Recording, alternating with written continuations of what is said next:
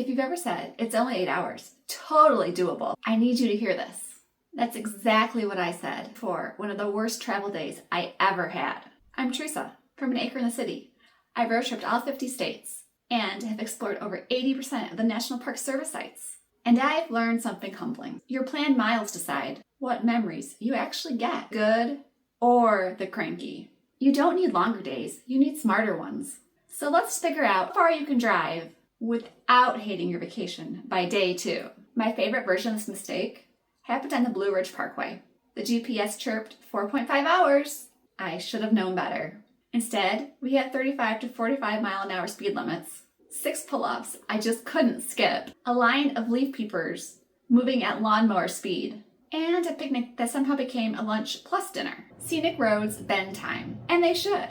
They're for wandering. So repeat after me. The goal isn't maximum miles. It's maximum experience per mile. Quick rule reminder, interstate time does not equal parkway time. Here's where people always say, just tell me the number. Okay, here's your starting point. But first, let me tell you about the day we didn't listen to our own numbers. We were driving home from South Dakota and we had this perfect plan. Lunch, a quick stop at a city park, a visit to one of the National Park Visitor Centers, and a stop at Smith Falls. The GPS said we had plenty of time. They were all close together. Easy, right? Well, after a longer than planned lunch and watching the video at the visitor center, we looked at the clock and decided that Smith Falls was just not going to happen. Sure, we can make it to the park, but there's no way we would have time to walk to the waterfall and back and stay on schedule. Our totally manageable mileage day was only manageable if we skipped the waterfall. And this is exactly why I created the stress-free road trip guide. It gives you the simple system to prevent days like this. If you've ever had a trip fall apart because a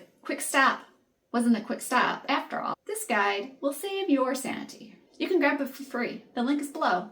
This is exactly why daily caps matter. The miles you think you have are not the miles you actually have once you layer in real life stops. So let's set your baselines. For an interstate day, think getting from stops A to B with minimal stops in between. You probably want to limit your drive to 300 to 350 miles or 5 to 6 hours of wheel time. A 2-lane road or byway day, this would be where your stops quietly eat away at your time. Plan to spend 120 to 220 miles per day, or 4 to 5 hours of drive time. Mountain or national park?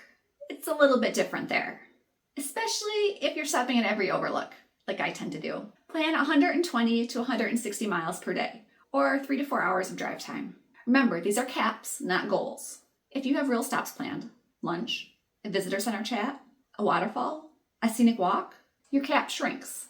So choose your day type, then set your cap, and then lower that cap if you have stops planned.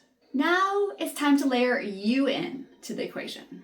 Adjust your cap with multipliers. I'll share a few with you. Are you traveling with kids or multi-generational travel? Multiply by 0.8. If you love stops, again, multiply by 0.8. Are you traveling on a peak weekend or a busy season? Multiply by 0.85. Is winter or weather going to impact your plan? Multiply it by 0.75.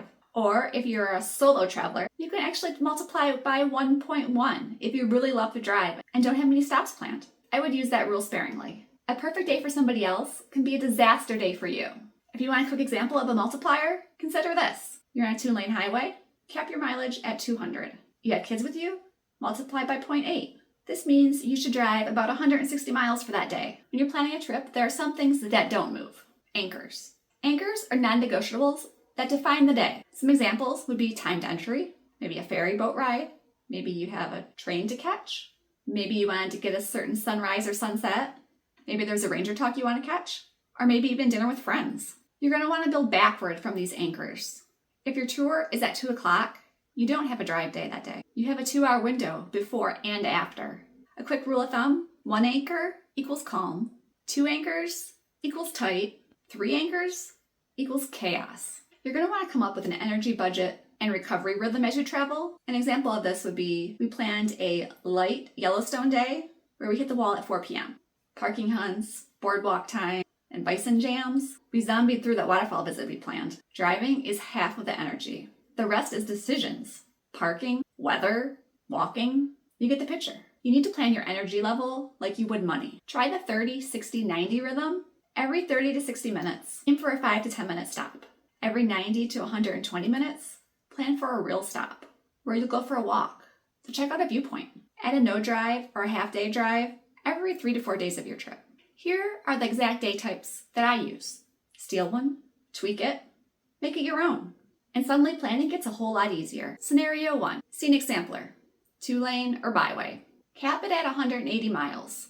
I'm a photo lover, so I would multiply by 0.8. This means I should plan for about 145 miles that day. This is typically my classic, I swear I'm not going to stop at every stop type trip. For this trip, I will put an anchor at lunchtime at a scenic overlook. The flow for this trip would look like this: 90-minute drive, 20-minute walk, 60-minute drive, picnic, 45-minute drive, ice cream stop, and a 30-minute roll in. This is the kind of day where you happen to stumble upon something that you want to stop to explore. Maybe that ice cream stop, maybe a pie shop, maybe a quirky museum that you spot. You didn't plan for it, and those end up being the highlight of the trip. Scenario 2, park day, which may or may not be in the mountains, but still, it's a national park, roads are going to be slower. Cap your day at 140 miles. You're going to deal with summer crowds, so multiply by 0.85. So that means you should plan about 120 miles that day. This is the type of rhythm that saved us in places like Glacier, where crowds and parking lots can take you from happy hiker to an angry gremlin quite quickly. So your anchor for this would probably be your timed entry. So let's say your timed entry is 9 a.m. and you want to do a 3 p.m. Ranger guided tour or talk. That's 2 anchors. And that's okay. You can handle that. But don't try to squeeze something else in there. The flow for this would be a short scenic loop, snack break, trail stop, ranger program, and a gentle wander back to where you started.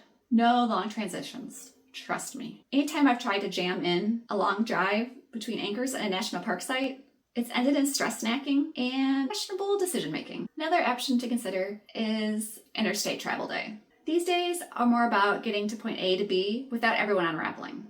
When I travel with family, this is where playtime lunches become pure magic. For this option, let's say your anchor is a 6:30 dinner with friends. The kind where you don't want to show up sunburned, hangry, or 90 minutes late. The flow for this kind of day would be leave at 8 a.m., plan in 2 10-minute stretch stops, and then a 45-minute break for lunch, playground, overlook, whatever tickles your fancy, and then roll into town around 4:30 or 5 o'clock.